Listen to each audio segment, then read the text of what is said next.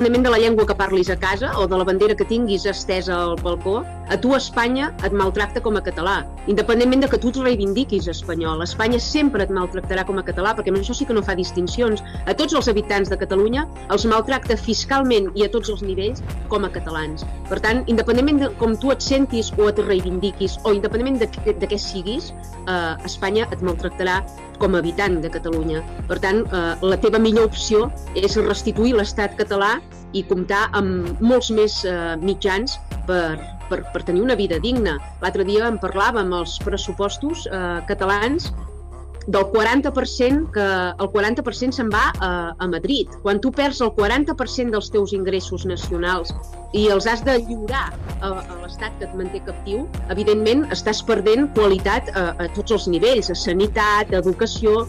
Quan no disposes de tots aquests recursos, tu hi surts perdent, tant si parles català a casa com si parles castellà, tant si et reivindiques català com si et reivindiques espanyol.